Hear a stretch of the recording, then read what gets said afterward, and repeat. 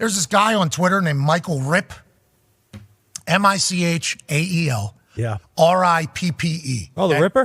Hey, is that what they call him? Yes. Riper? That's what I believe. He's some chief something officer for some Bitcoin poker thing, but super analytics guy. Okay. He put out some good stats that we need to chit-chat about.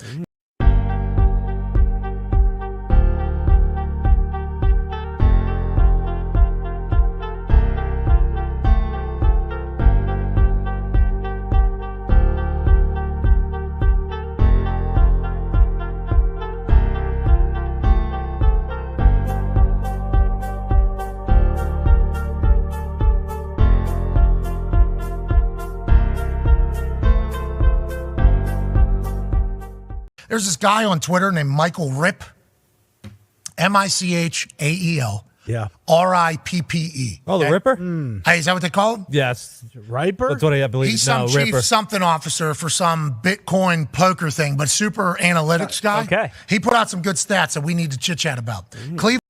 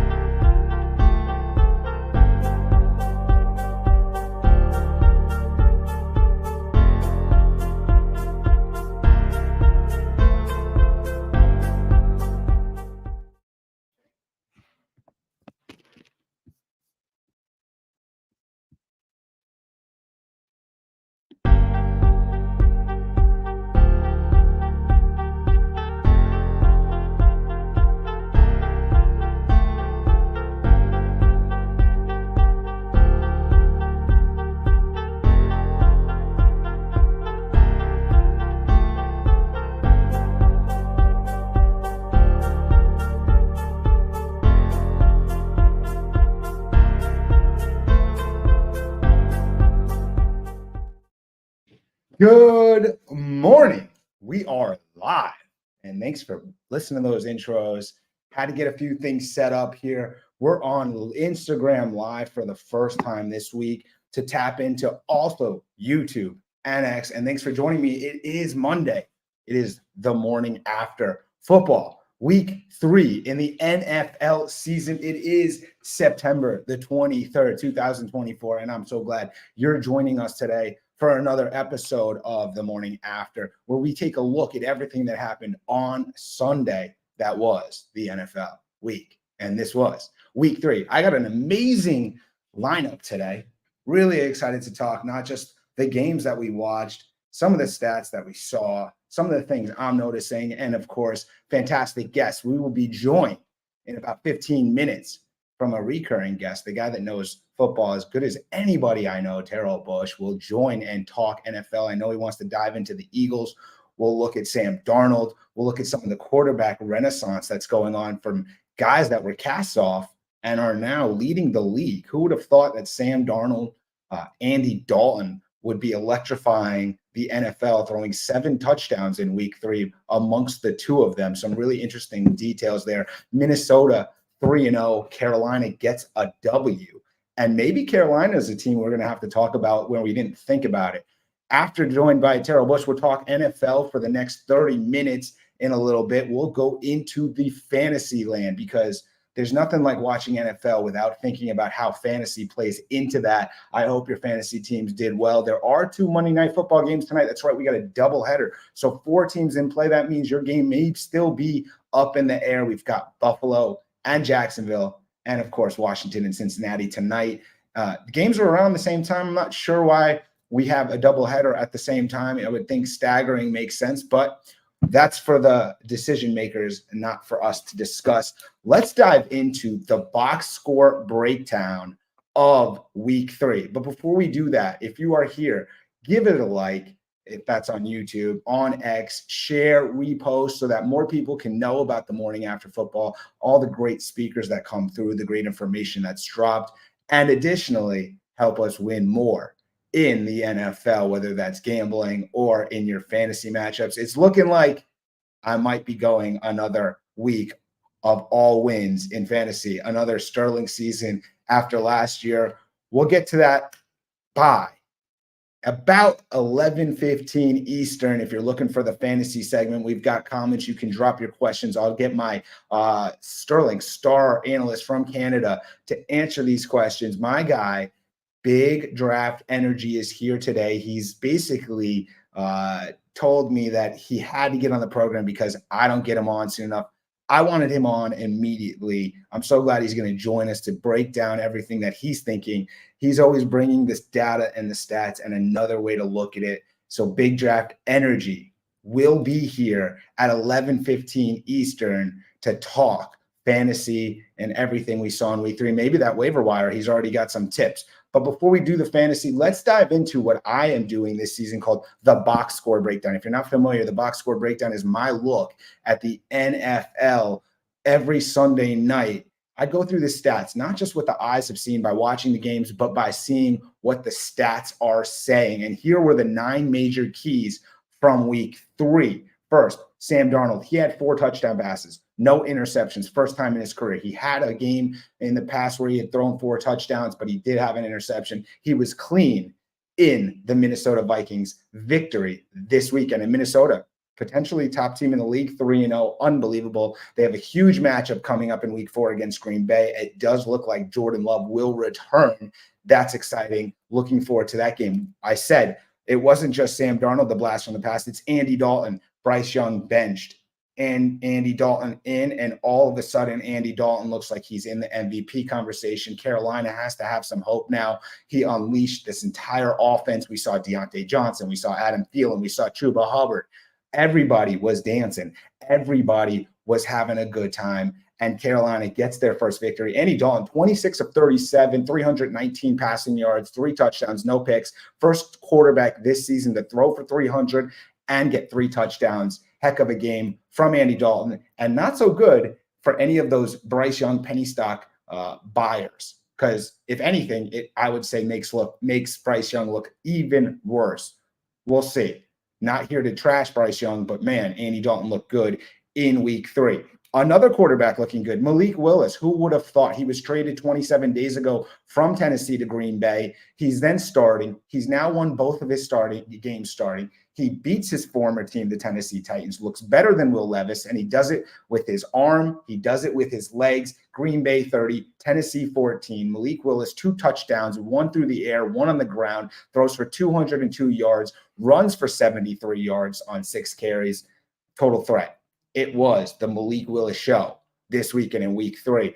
The Ravens, they've got their own dual threat, and that's Lamar Jackson plus Derrick Henry. They added Derrick Henry. We didn't see it at the level we thought we might to start the season, but all of a sudden it broke out, and it broke out in a big way against the Dallas defense that maybe not so good. Derrick Henry, 25 carries, 151 yards, and 2 touchdowns. Lamar Jackson, 14 carries, 87 yards, and a touchdown. 3 touchdowns rushing from Jackson and Henry, and a big victory for the Baltimore Ravens, who go for 39 attempts, 238 rushing yards between the two of them, and a W. Let's go to Pittsburgh. Justin Fields, 3-0. The Steelers on top of the AFC North with a 2-game lead. I don't think anyone expected that after 3 games. The question is, does Russell Wilson come back next week? And if he does he get the starting position? Hard to imagine he does. The ultimate idea in the NFL is to win the games. Justin Fields has been doing that. He was good this week, 25 of 32, 245 yards, a touchdown, 1 interception. Pittsburgh wins again, 20-10 over the Chargers. They are 3-0. Let's go to a running back in the NFC, and that's Saquon. The Giants didn't want him. Well, his rival, the Eagles, did, and the Eagles are thankful they've got him because he put the team on his back. I don't know what's going on with Nick Sirianni. Does he want to be the coach there for a long time because he's making weird decisions? But the one decision that's not weird is to give the ball to Saquon Barkley. They did that. They did that a lot. He had 17 carries, 147 yards, 2 touchdowns, and a huge run that saw him get up to over 21 miles per hour speed. That was impressive. Let's not forget about the kickers. Even though they lost Dallas, they have an amazing kicker, Brandon Aubrey. He's never missed a 50-yard plus field goal. He's 15 of 15 now, casually kicks a 65-yarder, second longest in NFL history. The guy is unbelievable. He's Auburn-matic. Dallas kicking is the most exciting part of their offense, good or not. And finally, let's go to the giveaways and takeaways. Turnovers are usually a big decider in the games. We see it weekly, and we know why. these teams are doing well or not. The team that's leading the league in takeaways, it's the Green Bay Packers. They have 7 takeaways. They have 7 interceptions, 2 fumbles. They're +7 overall. That is the league. 7 is the number, lucky number 7 in Green Bay. And then on the flip side, you look at the Tennessee Titans. They're 0-3. Why? Because they're -7 in the takeaway giveaway breakdown. A lot of that can be associated to Will Levis. Got to hold on to the ball. Can't make bozo decisions. We saw it again in week 3. Will Levis, the leash is short. That is the box score breakdown from week 3 of the NFL. And it was exciting outside of just what I broke down in the box score, because you think about the Giants, Malik Neighbors, 2 touchdowns, looks awesome. Really, really coming a lot round. And quite honestly, an impressive thing to see for the Giants. Daniel Jones looking pretty good. Let's take a second to say good morning to the comments, getting better at this as we line up for our next segment here. Good morning to you, Miguel. Thanks for joining us. I appreciate it. My man is here, of course, first. My mind is a weapon. He's first. Let's go. We are going, and we're going strong. And my mind is a weapon. Make sure you're following his YouTube channel. No one's doing more content on the regular every day on every platform than My Mind is a Weapon. And he uses that mind in different ways. But the weapon, it's true. He gives you all the information you could ever imagine. We are live. Big Draft Energy will be joining us in just about a half an hour. It's going to be exciting. Can't wait. Red Rocket, shout out to him, of course. A question. Let's take a question. Who do we prefer for the rest of the season in fantasy, Jordan Addison or Rome Odunze? Well, Jordan Addison's not playing. Jalen Naylor looked really good. Rome Odunze had his career day early in week 3. Caleb, over 300 yards. I'm going to say Rome Odunze because we don't know what Addison's situation is just yet. We'll revisit, but for now, rest of the season, let's go with Rome Odunze. Anyways, King Henry, huge game from Derrick Henry, and you love to see it. I love to see it. All right. Those are the questions. Again, this is the morning after football, week 3. We're here week 1, week 2, continuing to improve. We've now moved the show not just onto Twitter or X and YouTube, but we're on Instagram Live and thinking about more platforms. And if you'd like to be a guest talking fantasy or real football, please, if you'd like to be a sponsor, a partner of the show that's going out to hundreds to thousands a week, please get in touch. Love to have some partners along the journey of the NFL season, which is still young. Remember, we've got an 18-week season. We're in week 3. Similar to what you see on ESPN with the Manning Cast, where it's not every single week, but it is most of the weeks. That is the morning after football, every Monday morning, 7:30 a.m. Pacific time. Outside of a few weeks, one of those weeks is going to be next week. We're going to take week 4 off to reevaluate the quarter roll, sort of the quarter pole of the season, evaluate some of the stuff, and see how we can continue to iterate and move the show forward positively back in week 5. So excited to be here in week 3 as things come into fruition on this season that is going really well for most. Now, obviously, if you know, I love the Dolphins. It's not going well for Miami. It's going very poorly. I don't want to talk too much about it, but Miami is the only team in the NFL that has not had a lead at any point in the game. Yes, we have a win, but that was at the buzzer. Outside of that, the Dolphins have never been in the lead in any game this season. So if you want to know what max pain is, it's watching a team that is losing all the time. That's what the Miami Dolphins are doing. Mike McDaniel needs to get it together. That entire team needs to get it together. It looks like they're disinterested, and it doesn't look like this season is going any way anybody in Miami expected. And yeah, that's kind of sad for me. But we're not talking about me anymore. We're not talking about sad. It is time to break down the NFL. And for that, I'm really excited to have my man, Terrell Bush. He's joined again. We've done lots of work together over the last year or two in football, in sports, and nobody does the NFL or has a good take on it than my man, T. Bush. And for that, we welcome him back. What's up, man? What's going on, everybody? How you doing, Rip? Good to see you, man. Hey, man, it's great to see you, especially after a W for your Philadelphia Eagles in a game that could have gone the other way. Man. But it went the way you want. Rip, my heart the whole time couldn't take it. I almost passed out a few times during that game, man. Almost passed out a few times. I guess the good thing is to say you guys have Saquon Barkley. The other team did not, right? Definitely, right? Definitely. I mean, Saquon has been heaven sent for my team, and it's beautiful to see his impact on the ball club because without him, I don't know where we would be. We might be sitting in an 0-3 hole if it wasn't for Saquon Barkley. So thank you again. Like I said, going to the New York Football Giants for having sent and bringing us Saquon Barkley. Yeah, I still can't get over the fact that the Giants in the offseason decided they didn't need a player like him. But not to trash on what they're doing. We're talking about the Eagles. And here's the thing. I want to talk about the Eagles, and let's just start there. Let's do it. We've been doing this all season. We've done this for a while now.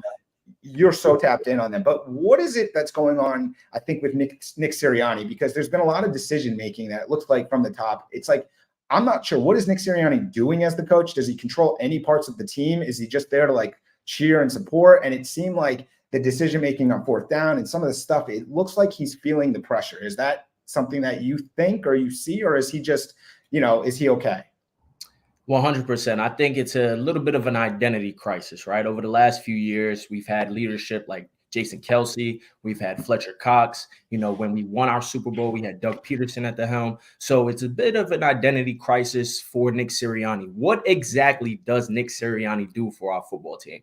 He brings energy. He brings, a sort of excitement with his pregame, enthusiastic self and the things that he does pregame, postgame. He has some, quotable things that he says. But during the game, in between the white lines for those 60 minutes, I need to see an impact from Nick Sirianni that I feel like the Philadelphia Eagles have not had. And it's questionable, and it's coming to light this season, and it's coming to light during our stretch last season as well throughout the season, man. It's just questionable calls in crucial situations, timely mistakes that are killing us. We have last week going up against the Falcons when our offense couldn't get it going. We finally get down to the goal line. We go for it on fourth down rather than kicking a field goal and tying up the game 3-3. Same as yesterday. We get to a situation where we get the ball back to start the second half. And instead of kicking the field goal, which would have been an easy field goal for Jake Elliott, he goes ahead and elects to go for it on fourth down. We get stopped and we go into halftime with a 3-0 lead when it could have been a tie ball game. So it's questionable calls there. It's questionable play calls. He's given that to Kellen Moore, as he says, he's given that to Kellen Moore this year. But even last year, the questionable play calling, the constantly going for it on fourth down, Rep, I don't understand it. The analytics have gotten to his head big time, and it's something that's concerning the Philadelphia Eagles. But granted, we won the game. It came to the last couple seconds of the game, with a great play by Blankenship in the back end for interception against Carr. But questionable and timely mistakes by Nick Sirianni will haunt this team if they don't get it together. If he can get it together. If he doesn't get it together, exactly. I made a joke in the summer. I had my wild predictions, and one of them was that Big Dom was going to be the interim head coach at some point this season. And during the game, I'm thinking, man, this might not be so wild the way that Sirianni is going. Granted, Eagles win at the end of the day. You got to win, but these are things we're looking at as the season goes on. And Saquon is incredible. I mean, Saquon, if anybody wanted to get on him for dropping the pass and having a hand in losing the game, even though he did so much to help them win. The fact that he came back, he put the team on the back because it looked like the Eagles were dead. And then he rips off that insane run for the touchdown, 60+ yards. It was awesome to see. You loved it. And he just looks incredible in that Eagles uniform. And look, Rip, he took full accountability for that drop, too. He said it. It was on him. He took accountability for it. No excuses, because he understands that to be a leader, to be a primetime player in this league, you have to be able to take accountability when the decisions and the ball doesn't roll your way. And he came back this week and put Philadelphia on his back on the offensive side of the football, had a total of 17 touches for 147 yards and 2 touchdowns, man. He looked absolutely incredible on the offensive side of the football. But defensively, I want to give credit to the defense, because this was the best game I probably have seen from the Philadelphia Eagles defensively in a very, very long time. They established the inside presence. They established the game at the line of scrimmage. The defensive line had a great performance. They established the edges, making it harder for Alvin Kamara to get the run game going. And based off of that, they said, you know what, Derek Carr, we'll put the game and we'll put the ball in your hands, and let's see what you can do to beat this team. And they ultimately held him to 14 completions for 142 yards, a touchdown and an interception, 240 total yards for a team coming into it who was red hot, putting 40 up on every team that they had seen thus far.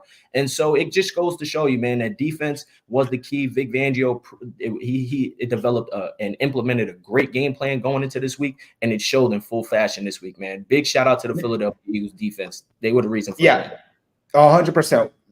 You make a great point. That defense stood up at the important point. New Orleans came into the game 91 points in the first 2 games. They were awesome. They got 12 against the Philadelphia Eagles, and the Eagles get a big W. Now the Eagles are on top of the NFC East. They're 2-1. Depending on what happens to the Commanders tonight, they could either be tied or 1 game up on the rest of the division. The Giants and Cowboys 1-2. And quite frankly, it looks like the Eagles, they've weathered the early season storm or stuff, and they can take the time to get it together.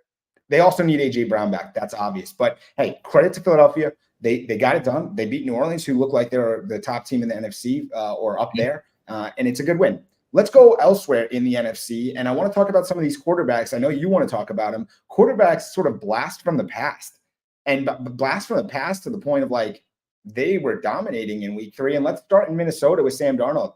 3-0 Minnesota Vikings team, Sam Darnold throwing 4 touchdowns. What is it? What do we make of all this?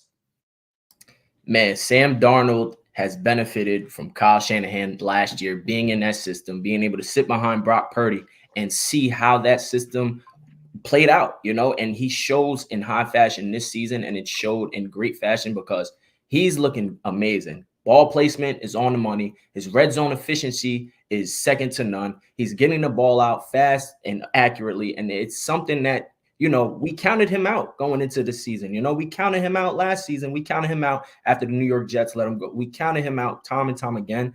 And it just goes to show you that the situation that you're placed in is definitely something that you have to, fans, teams have to take account that the situations that you're put in really goes into how well you're able to play. You can't just put a high draft pick into a situation and just assume that his talent can overcome all of the deficiencies on the football team. You need a team surrounding him. You need a coaching staff that's supporting and developing him. And we're seeing it in full force in Minnesota, man. Those guys, Kevin O'Connell is doing a great job with him. He's getting the ball out.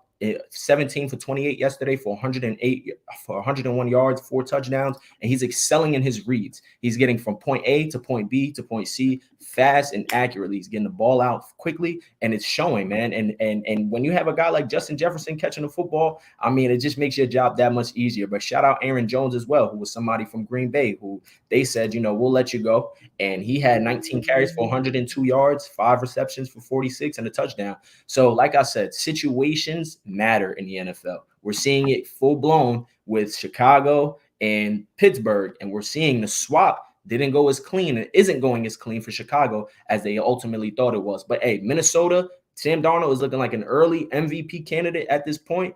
And hey, I can't say enough about Sam Darnold, man. That boy is rolling.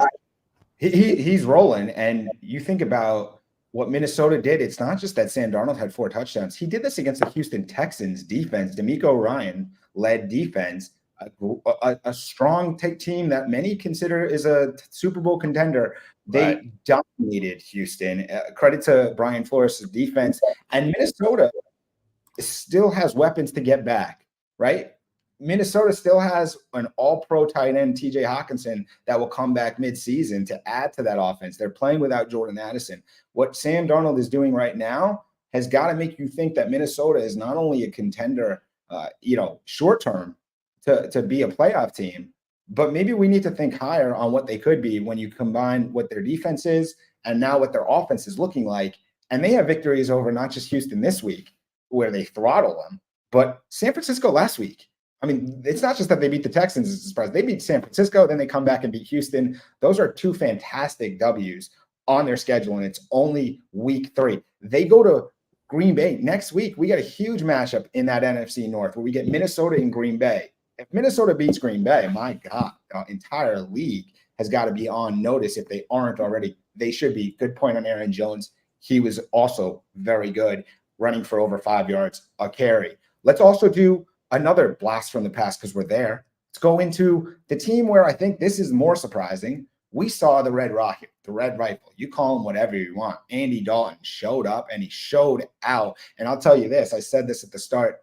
If you're a Bryce Young truther, this wasn't good for you right here because Andy Dalton showed up, and all of a sudden the Carolina Panthers looked like a completely different team and organization. Just everybody was unlocked, from Deontay Johnson, Adam Thielen, Chuba Hubbard running like it's like he's top running back in the league. Andy Dalton, first quarterback this season, throw for 300 plus yards and 3 touchdowns. Give us your Andy Dalton take. I mean, is this a 1 week blunder? No one was expecting this because they're taking Carolina light, or could we potentially be seeing a different Carolina Panthers team this season? You hit on all the key points, Rip, and I just want to elaborate on a couple of them, man, because Andy Dalton is showing the Carolina Panthers something that I don't even think coming into the season they saw. They didn't see all of these playmakers catching the ball like you already alluded to with Deontay Johnson, and you got Adam Thielen and Chuba Hubbard. You did not see these. They knew they had playmakers, but Andy Dalton in 1 week just changed the trajectory of the Carolina Panthers season, because they were dead in the water. The way that offense was looking, the way Bryce Young was looking, they weren't looking as if they were an NFL offense, to say the least.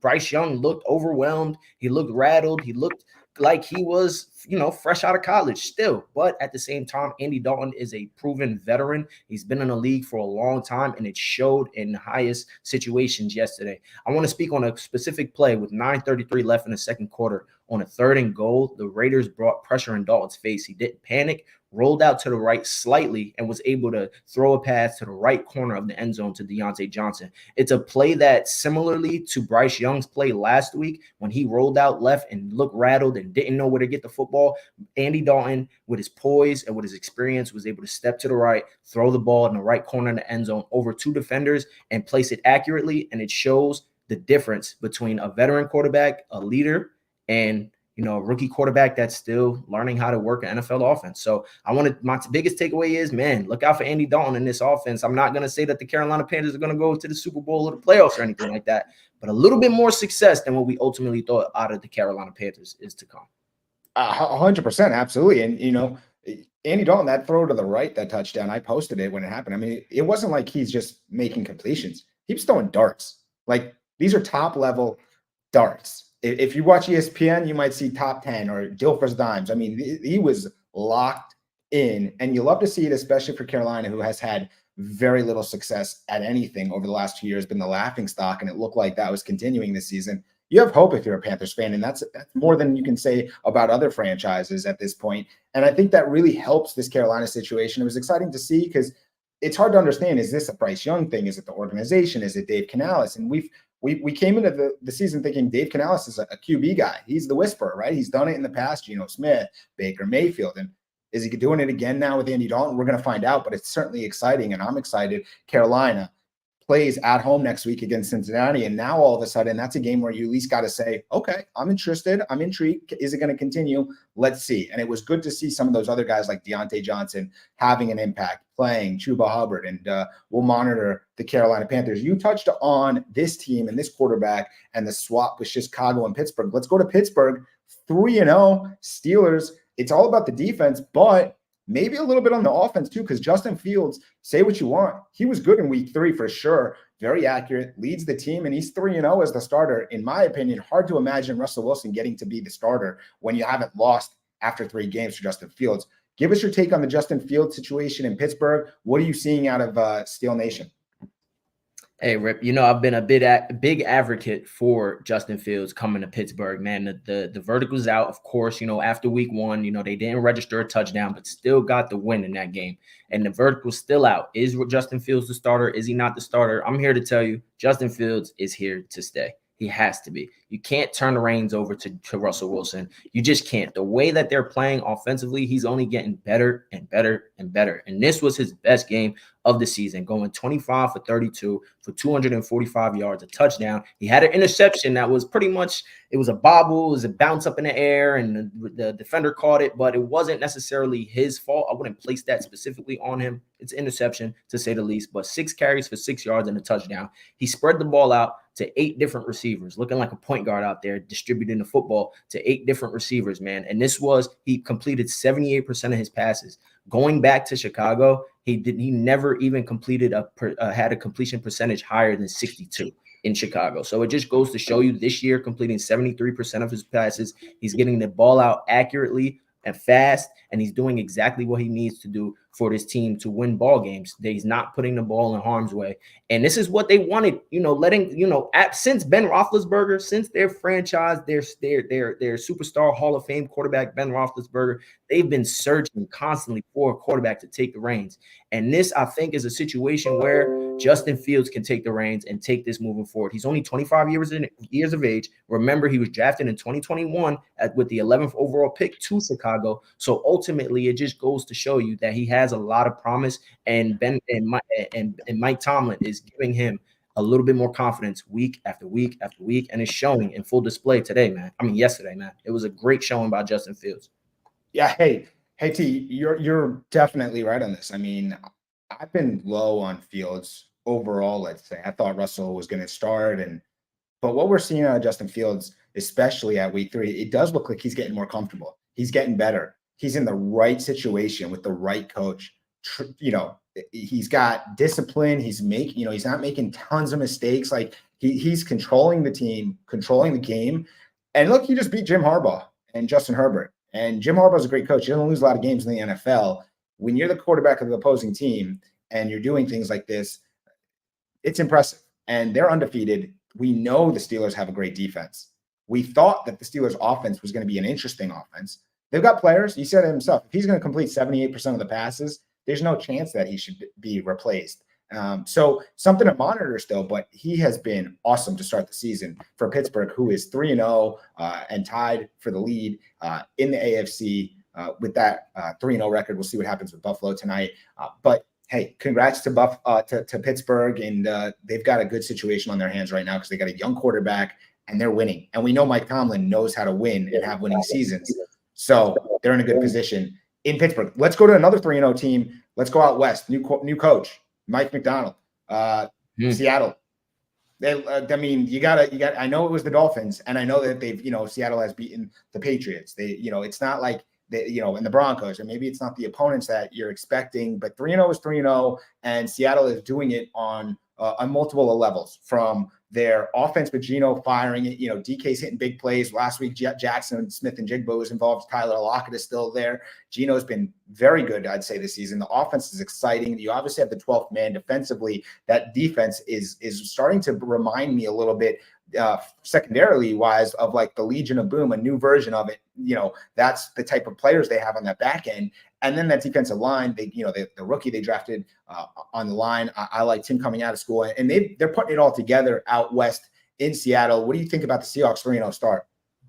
Man, they're starting fast. And like you said, you alluded to it, that defense, man, is flying around, full of high draft picks, full of guys that are able to play with the ball in space, man, go after the ball. They have tall, lengthy corners that play well in man coverage. And also Mike McDonald, man, coming from Baltimore, implementing his system that he just ran with the Baltimore Ravens going back to last year, who had one of the top defenses, if not the best defense in the NFL. So he just brought that philosophy over here to Seattle. Like you said, we didn't want to take too much from last week's Patriots game, but at the same time, the Patriots were coming off of a win against Cincinnati. So the verdict was still out on the Patriots. Are they for real? Are they not for real? So their 3-0 start is something to speak about. I know it's against your Dolphins, and I know Tua Tagovailoa is out. So we don't want to take too much away, but they handled business. And in the NFL, the hardest thing to do is win football games. They won the game. They won the game handily. And offensively, Geno Smith is being the best version of himself, in moments that they need him, most. But can he continue this? That's my biggest question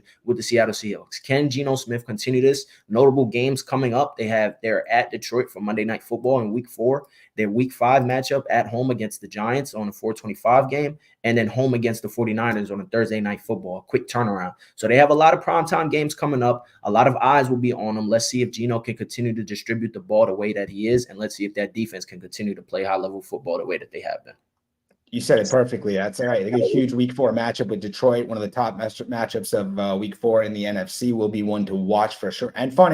And they didn't play with Kenneth Walker either, a guy that we know is a really top level running back when he plays. It was nice to see, if you're a Seattle fan, that Zach Charbonnet can come in and just do what he can do, because he put up 2 touchdowns and he replaced Kenneth Walker nicely. So they've got the weapons. It's going to come down to how does Geno continue to look. But if Geno does, 26 for 34 and more continuously, Seattle's a problem. And that's why Seattle is out west in the lead in the NFC West. that's exciting for Seattle. I want to talk about another NFC West team, the team that many of us probably predicted could return to the Super Bowl. This is the San Francisco 49ers. And I want to talk a little bit about, first, the amazing performance we saw in a losing effort from wide receiver Jauan Jennings. I mean, the guy goes out, puts a career day up with 175 yards receiving, 11 catches, 3 touchdowns, all career highs. Guy, I looked through the numbers.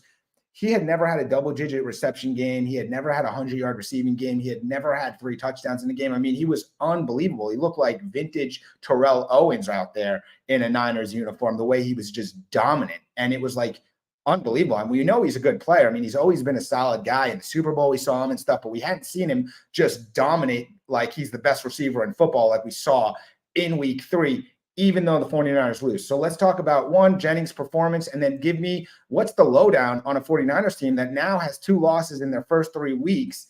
They've had their injuries, but what do we think about what's going on moving forward? Definitely. So tough loss for the 49ers yesterday. That's a game that you do not want to lose, especially the way that they were playing early in the game, man. Jauan Jennings, like you said, had a career day, the best day of his life. 11 receptions for 175 and 3 touchdowns. Purdy was finding him. Purdy was feeding him. And it just goes to show you that the 49ers have an abundance of riches at that wide receiver and the skill position, man. They have so much talent at these positions. It's incredible to see. Brock Purdy is another positive sign that I wanted to take away from that as well. Not having C-Mac, not having Debo, not having George Kittle, and he was able to go out there 22 for 30, 292 yards and 3 touchdowns. So it just goes to show you that, Purdy is doing this without the supporting cast, and that's a question mark. It's been a question mark for Brock Purdy. Can he get it done without all of his horses in the lineup? And he's got a backup running back. He's got his third receiver, now his wide receiver 1, and he's showing you that he can do that. But the question marks still remain, man. The health of the 49ers is a concern, but I don't think it's too much. I don't want to take too much away from it, because last season, remember, they had a 5-0 start, and then they ended up losing their last 3 once Christian McCaffrey went down and some of those injuries started bottling up. So once those players get healthy, the injuries have happened early in the season. So that's a good sign if you want to take away from that for the 49ers, because once they get their horses back, I believe this offense will get right back. Everybody will continue to roll. But a concern is something that is also concerning. 2 more things that I want to allude to. Brandon Ayuk, his slow start, crediting to, him holding out of camp, not being in the lineup. He looks a step slower, and he doesn't look as explosive as we're used to seeing Brandon Ayuk. Jauan Jennings stepping in and looking like how we expect Brandon Ayuk to look yesterday is something that I think, over time, Ayuk will get his legs under him. But also, some of these special teams miscues by the 49ers yesterday. There was a fake punt on the 4th and 6 that ultimately the Rams converted and scored a touchdown on. Late in the game, a missed field goal from 55, and then a punt with 55 seconds left that gets returned for 38 yards by Xavier Smith. Sometimes with the 49ers, we see some of these special teams miscues that Kyle Shanahan is a genius offensively, but it's the little things in the game. Something that the New England Patriots worked on during their dynasty with Bill Belichick was the keys on the special team side of the football. You can't exclude any side of the football, especially special teams. So ultimately, the concerns for the 49ers are right now they're 1-2. And also, they're having a slower start, especially with the health-wise of their players. But at the end of the day, I think they'll get it together and rally as a team. Yeah. I agree with you, especially around when you look at, they should have won yesterday against the Rams. They basically snatched defeat from victory in that game. But Brock Purdy, very good. I mean, 137 rating, throws 3 touchdowns, 292 yards, 22 of 30. It wasn't Brock Purdy's fault. I mean, he did everything he could. The missed field goal, huge. The defense, got to step up and get the job done. That's a vaunted defense. They got top level players, and you want to see them be able to control the game. I was surprised that they gave that one away, but as you said, it is early. They'll have time to get reinforcements player wise. You can still see how even when they have a ton of injuries, whether it's the 1st round pick, whether it's McCaffrey out, whether it's they're missing guys, and yet even Kittle at tight end, they're still putting up offensive numbers. They're in the games. Kyle Shanahan can get it done, but they do need to win the games, especially against division opponents like the Rams, because they are now 2 games back of Seattle. But it is early, something to monitor. San Francisco does get the Patriots in week 4, get it right, and then get ready for, week 5 after that is what I would expect. All right, we've got about 5 minutes left, and I love to just hear some of your general TV takes on the world of the NFL in week 3. So I want to give this to you. Anywhere you want to go, anything you wanted to talk about, we have it on. Let's hear it. Definitely. So just closing out, man. Also with this game, I want to stay with the 49ers a little bit with the Rams. Let's give some flowers to the Rams. They're losing their top two playmakers on the outside, and Cooper Kupp and Puka Nacua, and they're still making plays on the outside. Shout out to Tutu Atwell. Shout out to Kyron Williams, who are making plays, timely plays, man. And Matthew Stafford, who is still, I feel like I've been watching Matthew Stafford for forever, and he's still getting the job done. And he's doing it in the play action game. They're establishing the run still, and he's working off the play action as beautiful as any quarterback in the game. So flowers to Matthew Stafford. But also let's go to the East, man. Let's stay out here in the East, and let's talk about a matchup that happened yesterday with the Dallas Cowboys and the Baltimore Ravens. My key going into the game was Baltimore getting back to what they are. They are a running football team, and they established the game at the line of scrimmage, and they brought it to the Dallas Cowboys early and often yesterday. Last week, they went away from the run. They've got a little pass happy. They're still trying to find the dynamic between Derrick Henry and Lamar Jackson, and how are we going to utilize these players. And I also wanted to key in on not being so predictable when Derrick Henry's in the game. Throw him some passes, work in some play action, make it a little bit less predictable so that teams aren't just stacking the inside, stacking the box, and sending the blitz whenever Derrick Henry's in the game. But credit to the Baltimore Ravens. They implemented a style that the New Orleans Saints showed just last week, running the football. They ran downhill, down Dallas defense, and they ran right at him, and they brought the game to him early and often, and it showed, man. It showed, and that Baltimore's back. I didn't feel like they were going to lose this game, because falling into an 0-3 hole is tough. Similar to a game that I want to get to after I speak on this. With the Bengals, a 0-3 start, you're pretty much out of the playoff hunt. Historically in the NFL, but Lamar Jackson, we did see Dallas do typical Dallas stuff, right, Rip? They're down. They come back. That's right. Come back, and they roar back, and they get the fans excited. And Dak Prescott's throwing the ball all over the yard and getting all of these yards accumulated. And then you look at the end of the game and you see the stat sheet, and you're like, wow, Dak Prescott had a hell of a game. But at the end of the day, if you're watching it, or you're sitting there and you're watching the game, those plays aren't necessarily what you call timely plays. Those are just plays where you're in the backyard just hauling the ball up and just hoping for a comeback. So late, it is concerning that Baltimore did give up that lead, but at the same time, I wouldn't take too much away from it. Shout out to Baltimore.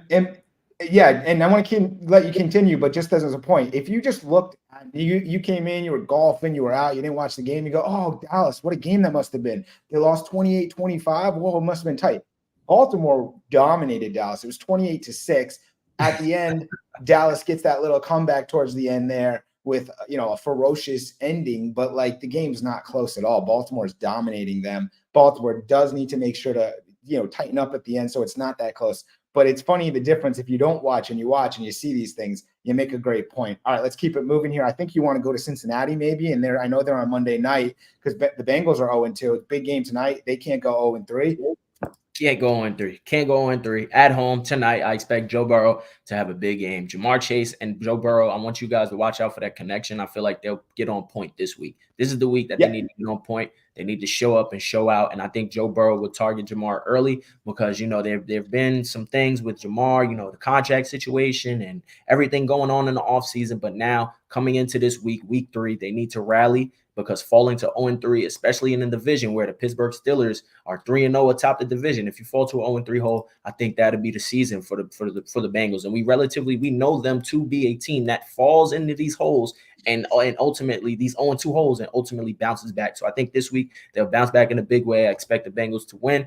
And for the Jaguars and the Bills game, I expect the Bills to win this football game as well. The Bills, have looked good. Josh Allen, it's on his plate. They traded their number one receiver away, Stephon Diggs. But I think Josh Allen is going to show up and show out. That defense over there in Buffalo is still flying around and making plays. And the verdict for me, honestly, Rip, is still out on Trevor Lawrence. Is he going to show up tonight and defeat, a team as in the Buffalo Bills in Buffalo against Josh Allen. It's still out. The verdict is still out, but let's see how it goes tonight, man. But still excited. Week 3, we're concluding tonight, and I hope you all enjoy, man. It's going to be a fun close to the season. Oh, fun close to the week this week. Yeah, TB, you make so many good points there. I love doing this with you, especially when you think about the Bengals and the Jaguars breakdown there, right? And then the Bills. But when you think about the Jaguars and the verdict being out on Trevor Lawrence, the verdict might come out real soon that, yeah, we're out on Trevor Lawrence. If he can't win games, he hasn't won a game as the quarterback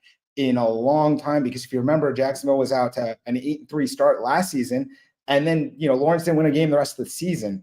He starts this season 0-2. Now you got tonight with the Bills. If he goes, if they're 0-3 in that division, it's not over.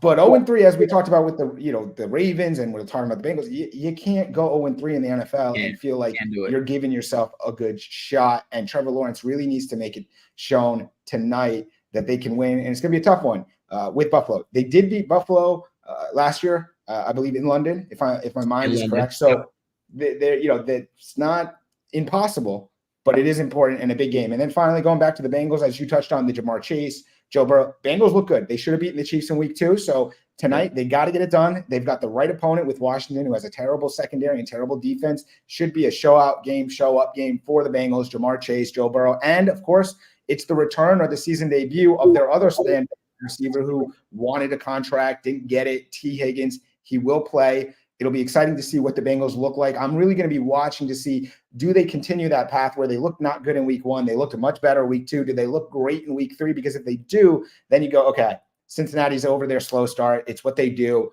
I think we take them seriously. It will be fun to see all of them, all the games. It's always fun to see you here on the morning after football. It's always great to talk to you. You guys can follow my man, TB, on X at Terrell Bush 05, correct? Yes, sir. Yes, sir. That's Appreciate you, man. Thank you, man. And of course, all over. And we'll talk to you again down the road, my man. Have a great rest of your Monday and week. Yes, sir. You too, man. Appreciate you guys. Enjoy the rest of the show, everybody. All right. So, guys, that's my guy, TB, Terrell Bush. He is awesome. He breaks it down with me around the NFL in the week that was, which we just saw on Sunday. You heard him talk about a little bit for Monday night. That is the NFL. It is real football. But we know that real football is awesome. That's why we watch. But why do we play the fantasy game? It's because we want to feel like we have a part. So it's always a pleasure to talk the real stuff, but even more so a pleasure talking fantasy. And this is an awesome time to get thoughts and, what did we see fantasy-wise in week 2, week 3? What are we going to see moving forward? So let's bring in my other guy. He's been hounding me. Got to get on the show. Well, he's on the show, and he's here right now. Let's say what's going on, and a good morning to my guy. There he is, my guy. Do you want to introduce yourself, my guy? Yeah, it's the guy that had to get on the show. It's Big Draft Energy on YouTube and Big Drafters HQ on X. Shout out to everybody. By the way, if you guys are watching on all the other things not on YouTube, feel free to go hit YouTube. Make sure you subscribe to my guy. It really helps him a lot. And let's grow his following right now, because I know there's a lot of people out there watching right now. So yeah, come on over to YouTube. Takes 30 seconds. No. Makes a world of a difference. It's just me and you, man. No one's watching. No pressure. Just fudge. Hey, just so you guys know, this is awesome. We're going to talk fantasy over the next 30 minutes because no one talks more fantasy during the week, during the season. Make sure you subscribe on YouTube, on X, everything that the man Disco is doing. He is one of the hardest working people I know. And I love hearing your fantasy takeaways because you just dive into the stats. You give everyone the information outside of what we're reading, what we're hearing, and so forth. I guess the fantasy takeaways, where do you want to start? What do you want to tell us? I mean, I love to learn from you by listening. I am not panicking about Zamir White, but I am hurt. I am very, very hurt when it comes to Zamir White, but I'm not panicking. The entire offseason, we've been saying, like, after week six, it's going to be a slow ramp up. It looks like Zamir White is going to be pushing us to the week 6 wire. And it's very easy to lose faith, but faith is the most necessary when times are the toughest. So I'm sticking this one out, and I'm riding with my guy Zamir White. But that's my biggest fantasy takeaway, other than the fact that, what's his face, Alexander Madison's the bane to my existence. I really, really can't stand him. Elite tight ends really not doing much. Sam Laporta injuries suck, man. It just keeps happening and happening. Yeah. But other than that, yeah, I'm just here to talk about what you want to talk about and All right. a little bit of insight. That's great, because I do want to talk about some things, and let's just start where you already went with the tight ends, because tight end coming into this season, fantasy wise, people thought this was a year where there's a lot of high end elite tight ends, or if you don't get one of those elite guys, there's a lot of that mid tier that could elevate. And yet we haven't really seen it the way that we expected. I mean, Sam Laporta's hurt. Mark Andrews is either hurt or just not playing, even though he's playing. I mean, there's so many questions. Evan Ingram, Jake Ferguson, all these things. So what are we supposed to do when we think about the tight end position moving forward? Because then there was performances in week 3 from Cole Kmet, Dallas Goedert, Cade Otton. I mean, where do we look and what can we take away from what we saw in week 3? Are we supposed to think some of these guys are going to continue it, or where are we looking at tight end? Because I know a lot of people are going to be watching or thinking, what do I do at tight end? Yeah, it's a very, very strange season. We're seeing passing at an all-time low, and due to the fact that we're seeing passing at an all-time low, we're seeing the wide receivers get the vast majority of the small sample size that we do see at the actual pass attempts, because there's a renaissance in running. With that being said, what do I see, or what's my advice? Hold on. You invested in the guys. You bought them because it was a ceiling play. You love them at their ceiling. You got to deal with them at their floor. Hold on, never sell low. Treat every fantasy football asset and pick like some sort of stock or some sort of investment, right? Because at the end of the day, you never want to sell low. You want to buy low, and you always want to sell high. So hold until the time comes right where you can sell high and buy low somewhere else. So just hold on. The tight ends will come back with a vengeance. Just wait for National Tight End Weekend. I mean, it always happens, right? What week is that? Great fucking question. I got to look it up. All right. Get back to us on that. That's fine. How about this? Just a yes or no. Are you buying Dallas Goedert for week 4? I mean, Dallas Goedert is the most reliable tight end in fantasy football. He's like the Jacoby Myers of the tight end position.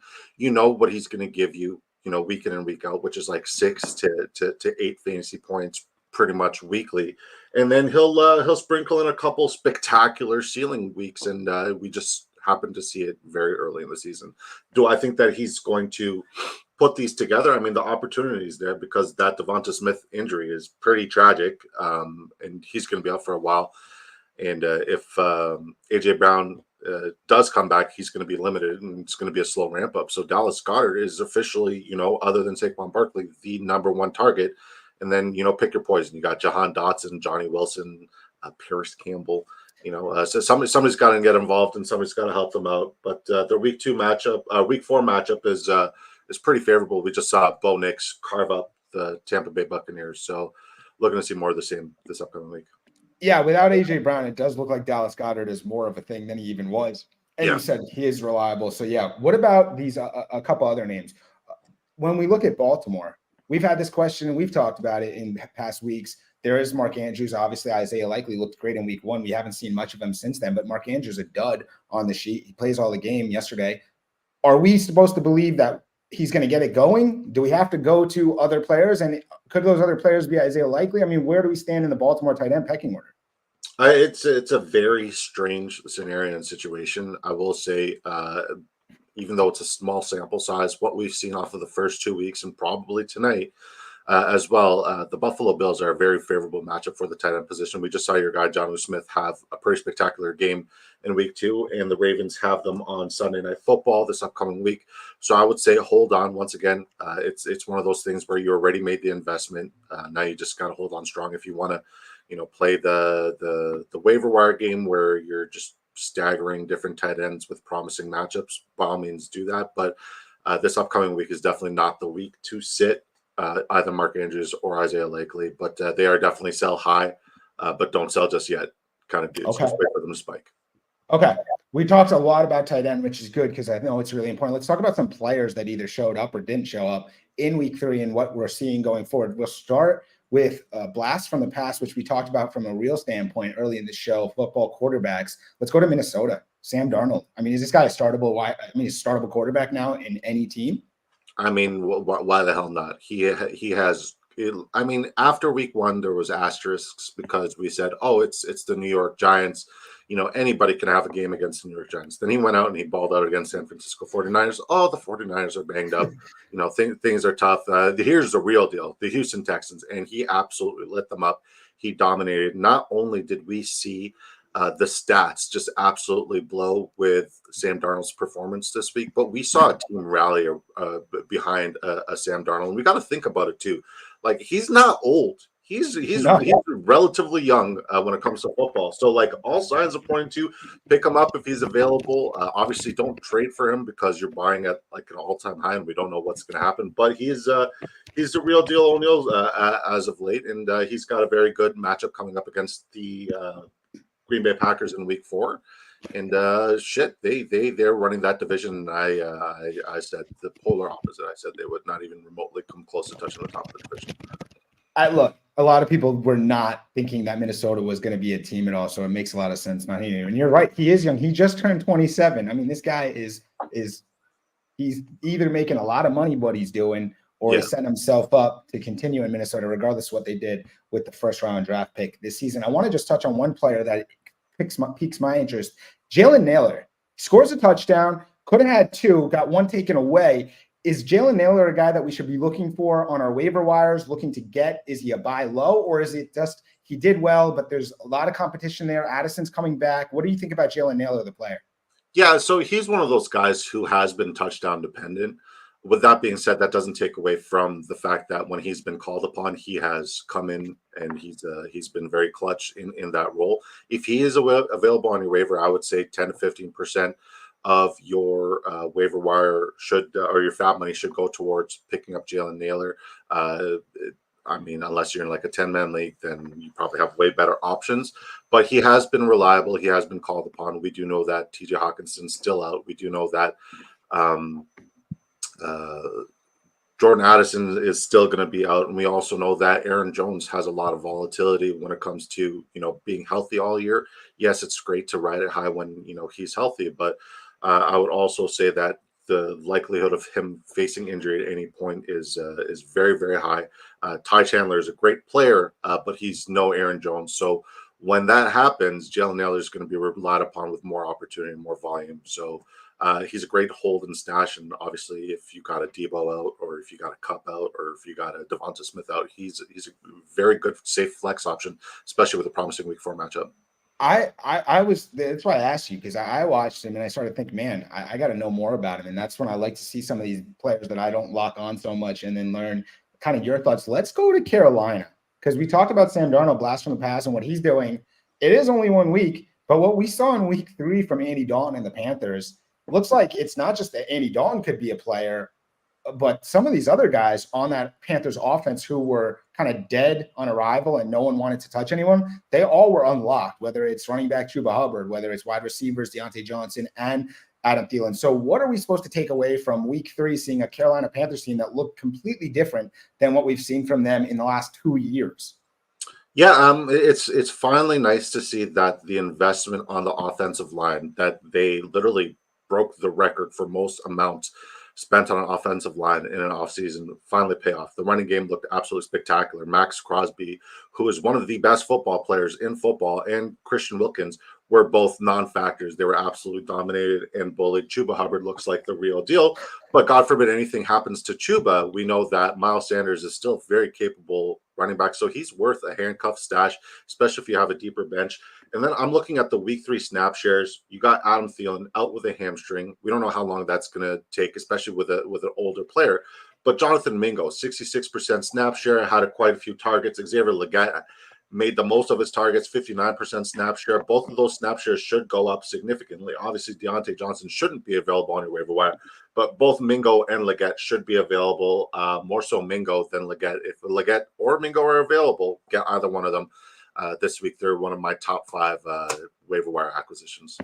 And that's why I love to have you.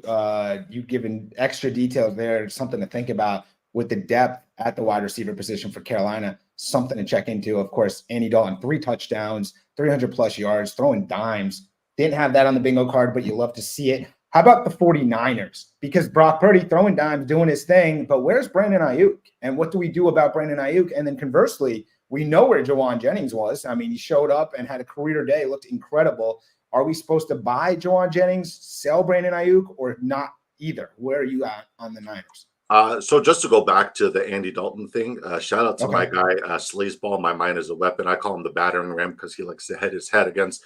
But with that being said, he said this was going to be a coming out party for Andy Dalton. I did not believe him. I should have believed him. And things are only looking more promising for the Carolina Panthers going against a very favorable matchup against the Cincinnati Bengals. We'll see what the Bengals do tonight against Washington. But with that being said, it looks like it's plus matchup across the board. So another great week for the Red Rocket, he likes to call him.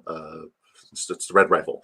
But yeah, going on to the whole San Francisco 49ers versus the Los Angeles Rams situation. What a bizarre game, right? Because like this is new for Shanahan, where he has a bunch of his star superpower or star players that are injured, and like Sean McVay's been used to this. Sean's seen this. He's dealt with this. You know, it's kind of like Bane speaking to Batman. You think darkness is your ally?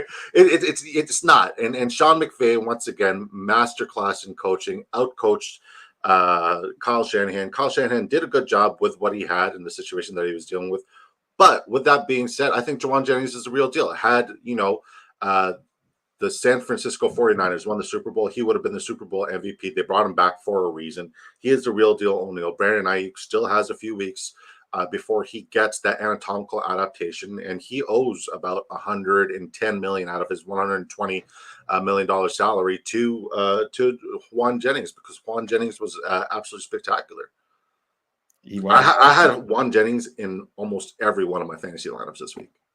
That's why you're a winner. That's why you're here. The guy wins. You just, I mean, that's lots of W's. That's nice when you pull something out like that. And you love to see. I mean, we know Jennings has been a player in important moments. We've seen him in the Super Bowl. We've seen him. We've never seen him like this. And you do love to see it for the 49ers. If you're a 49ers fan, you don't love to see the L. You definitely want to see W's. How about we go to Baltimore here, where we saw the dual threat between Lamar and Derrick Henry. Derrick Henry gets it really rolling in week 3. Is this going to continue, or is this kind of going to be topsy-turvy where it's 1 week yes, 1 week no, or is this going to be more of the Baltimore strategy to try to stack wins as they move forward?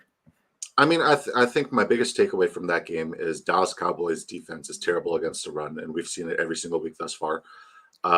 We've seen that the Baltimore Ravens are capable of running the ball, but with the play calling, it's very bizarre that they shut down what was working super well, and they got super passive with how they attacked the stack, as opposed to just playing smart football, playing the numbers game. They just ran the ball for the sake of running the ball and allowed Dallas to come back in. With that being said, Buffalo Bills are a favorable matchup against the run, not necessarily against the pass. So I look for more of the same in week 4 to resume. But Justice Hill is another great pickup, because when we saw what Devon Achane did last week in the passing game. And I think there are going to be a couple third and longs, and Justice Hill is getting involved still at a very high level, snap shares, targets, actual run attempts. So yeah, I like Justice Hill as a pickup. If he's available, pick him up. And I'm looking for more of the same to continue with this two-headed monster at the running game, because Lamar Jackson is absolutely special, and so is Derrick Henry. Did you hear his diet? Like during the game, they were talking about his diet. Dude is he's like no carbs, no trans fats, no fried food, none of that. He doesn't eat anything until like after 4 or 5 p.m. He'll have a banana or an avocado during the day. But like this guy is like the definition of a pro's pro, and there's a reason why he's absolutely spectacular, and he's doing this at the level of being a 30-year-old running back. So yeah, it's no shocker to me.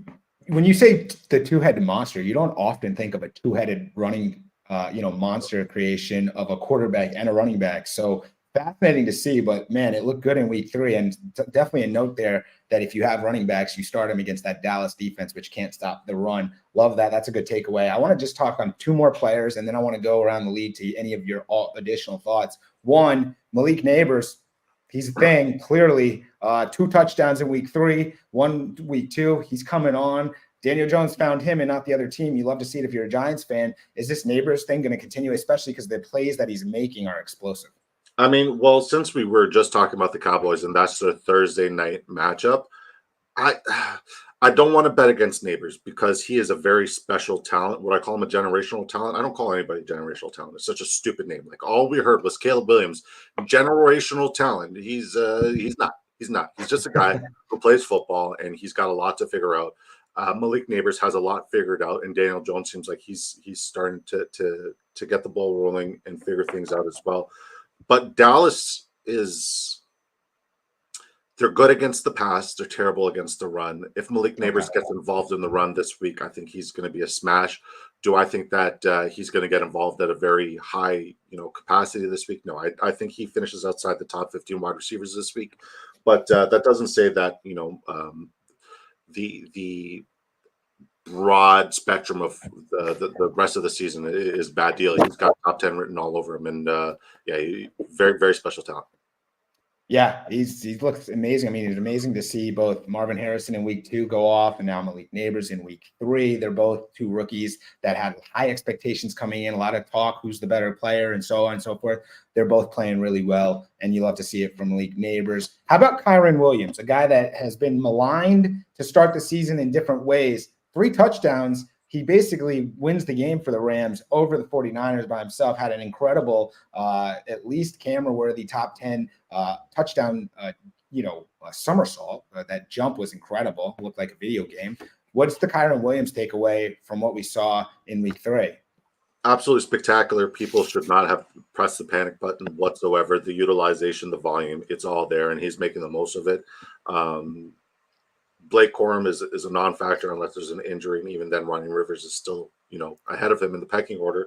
It is a tough matchup week 4. They got the Chicago Bears, but clearly, if you can make Caleb Williams throw, Caleb Williams will make mistakes. So you got to control the time of possession and try to punch it in. And I think Kyren Williams will be a top 10, top 15 running back PPR format this upcoming week against the Chicago Bears. So ride Kyren. Yeah, if you have Kyren, you're doing well. If you have Blake Corum or that was your block that you were on, it's not looking so good, especially because Ronnie Rivers is getting the run before Blake Corum. All right, I want to hear all your thoughts, but I want to take a question. Something I'm not great at is trying to run everything at the same time, but I did see a question. I want to get your thoughts, Disco, on Hurts' rest of season outlook. Very similar to Lamar Jackson and Derrick Henry. There's 3 teams that have 2-headed monsters at the quarterback and running back position, and this is one of them, the Philadelphia Eagles. I'm very invested. I like what they did. They did exactly what they had to do to, one, pull out the win in a close game and situation and scenario. They have another decent matchup coming up, so that means that game script means he's going to have to play the entire game, and we're going to expect fantasy points throughout the entire game. He is a dual-threat quarterback. I think he still has top 5 written all over him, and he's been balling, and he's been doing a really, really good job. It's he's just been playing against really negative situations. One, terrible coaching by Nick Sirianni, but I do understand that Sirianni's got confidence in his team, so he's going to make the gamble, because if it pays off, it looks brilliant, and he wants to keep showing his team that, like, even early on, I'm going to bet on you guys. That way, when it comes to the playoffs, he's going to bet on them, and it's going to pay off for them. So yeah, Jalen Hurts rest of the season, obviously, one of the better situations and better quarterbacks, and the fact that he looks healthy and he's running well is very, very encouraging. Yeah, and hopefully for Philadelphia fans and fantasy owners that he can stay healthy. I know that last season, that was the big thing as the season went along. Yeah, It's got hurt, and it changed sort of his output fantasy-wise and the Eagles season itself. Thanks for the question, Ben. One more question, and then we'll go to your thoughts, Disco. This one from Miguel. Who do you prefer rest of the season in terms fantasy-wise, Jordan Addison or Rome Odunze, who we saw get on the score sheet in week 3, Rome Odunze? I would say based off of game script and game script alone, I'm going to go with Rome Odunze, because the Bears are going to be needing to throw a heck of a lot, and to get any sort of sign of consistency or any sign of success, Rome Odunze has to be involved. Obviously, Caleb Williams, other than the opposing defensive backs, his favorite target is Roma Dunze, and he wanted Roma Dunze there for a reason, and they invested in him. So all signs are leading towards Roma Dunze. Roma Dunze was one of my favorite plays in DFS. I actually placed fourth in my DFS on Owner's Box this week with Juan Jennings and with Roma Dunze. So shout out to both of those guys. They're absolutely spectacular. Yeah. Thanks for the question, Miguel, and good point. And if Caleb Williams is going to throw the ball 50 plus times, Roma Dunze is going to get a number of those targets, and that's a good thing if you're looking for fantasy help at the wide receiver spot. All right. I've taken some of the questions from the audience, from the listeners, who I appreciate. By the way, we got close to 400 eyes on this program this morning, and appreciate if you're on X for the first time, dropping in. If you're on Instagram Live, it's our first time streaming there. Most people on Instagram probably not familiar with this show. Every Monday mornings after football, the morning after, we're doing it. This is the week 3 episode. Disco, I've asked you a lot of questions. Now it's a chance for you. Kind of, what's your take on week 3? Anything that you want to share wisdom-wise or information-wise that we haven't talked about? What are you sort of eyeing, looking at as we move forward, either from what happened or what is going to happen going forward? Yeah, I mean, we other than having more information, which is always important to see if there's any sort of trends that you could take advantage of in the sports books. I think my biggest takeaway, especially because we do this segmentally, we do this in segments, right? In the first segment, obviously the biggest thing that you want to do is you want to address the waiver wire, because there are some really good opportunities out there. So I could give you my favorite waiver wire pickups. If we're talking about vacancy and a need for throwing. We saw Bo Nix absolutely dominate against Tampa Bay this week with check down results, and Philadelphia's got Tampa Bay Buccaneers. I'm anticipating this game is going to be a shootout. Baker's PO'd. We also called that Tampa would lose this one, so I'm very happy about that call as well. It was very beneficial. I'm pretty happy about that one. So with that being said, with the Devonta Smith injury, it was a very ugly injury. He did the whole Tua thing where his arms went up in the air and he was doing gang signs. It was sad to see. Very, very, very terrible. I believe it was a dirty hit. But nevertheless, Jahan Dotson, Johnny Wilson, Paris Campbell, anybody who's available in that Philadelphia receiving core, pick them up. If we're looking at snap share alone, I believe it was Jahan Dotson that outsnapped everybody else. He had 88% snap share, whereas Johnny Wilson had 33%, Paris Campbell had 50%, and Covey had 10%. But I believe they're all you could pick any one of them up, and who is it going to be exactly? I wouldn't know. I would go with the guy who's been getting the majority of the volume, which has been Jahan Dotson. So I think you need to look at that as because especially if AJ Brown does come back, he's going to be limited with a hamstring. Obviously, he hasn't been good to go the last 2 weeks. They're not going to give him 100% snap share right off the first week. Next, Tutu Atwell. Doesn't look like Cooper Kupp or Puka Nacua are going to be coming back whatsoever. If we're looking at the snap share there, Tutu Atwell not only led the team with snaps, but he also led them in targets and receptions. He was absolutely spectacular. He was relied upon.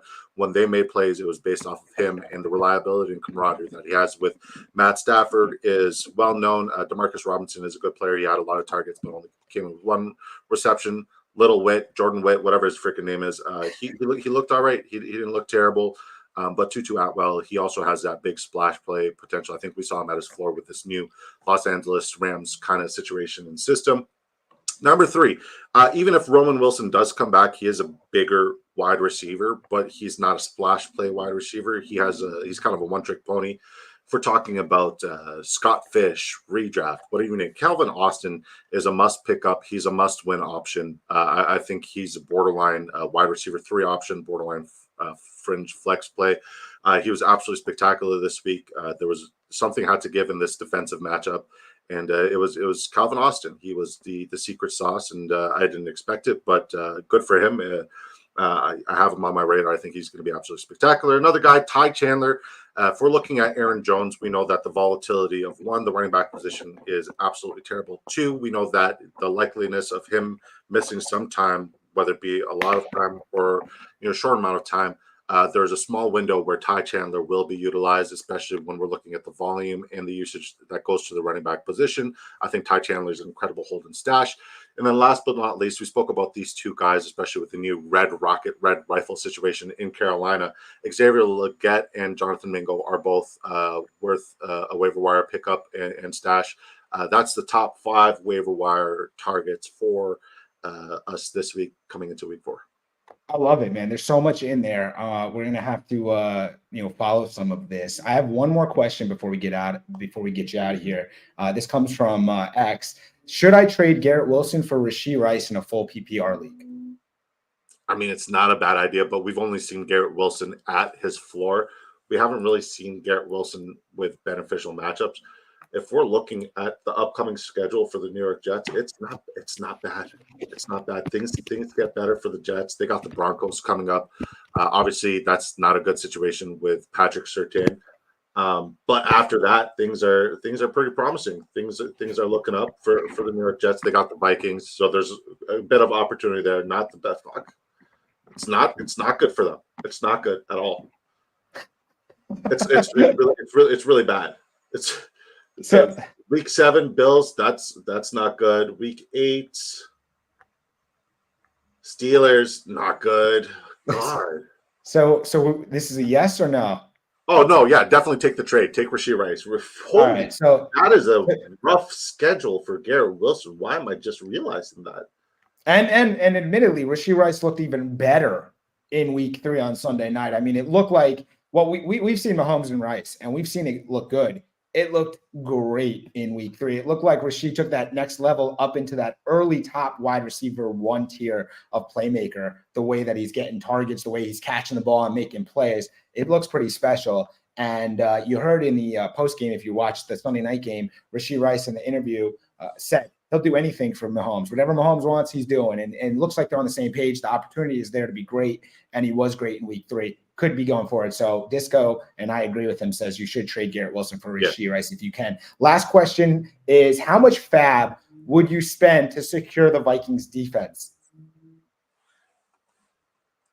Because the Vikings defense has shown up consistently. So if you're looking for defense, another good question. Maybe you're looking, hey, let me see if I can get the best defense. Vikings have been really good. Question comes from how much fab. If you're not familiar with fab, it's where you spend a certain percentage in money-wise of the entire amount you have to get players off of the waiver wire weekly. I feel like the amount of fab that you have needs to be, especially with like the volatility of certain positions, like the running back position, you can't spend it on defense. So I would say go like 3%, 5%. You're probably not going to get them. Let your dumb league mates go blow their fab on a team defense, where scenarios and situations could change weekly, especially when it comes off of a matchup. I would hold on to your fab money. Once again, if you're talking about return on investment, you're not going to get the return on investment when you invest in a defense. Obviously, those the 5-6 different points could make or break your week, but I would never ever encourage blowing more than like 3% of fab on a defense. Special teams, hold on, because anything happens to Kyren Williams, Corum or Ronnie Rivers, great pickups if they're available. Anything happens to Jordan Mason, then Garendo is a great waiver wire pickup. There's a bunch of situations where like your fab can really, really make the difference between winning a week and losing a week. Like Juan Jennings, that's where I spent some of my fab, and he won 4 out of 5 leagues for me this week. On the 5th league, I still won, but like I didn't have him. So, yeah.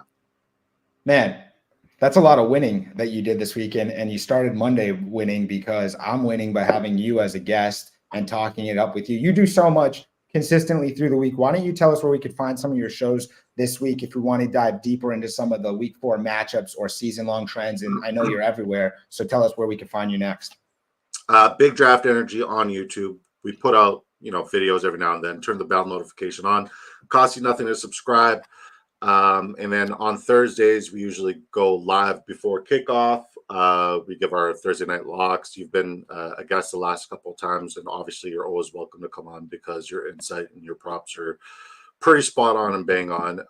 And then on Saturdays, we usually go through the full slate of the entire schedule. We give props, we give locks. We've been hitting a lot of bets, a lot of props at a very high rate, like an obnoxious rate.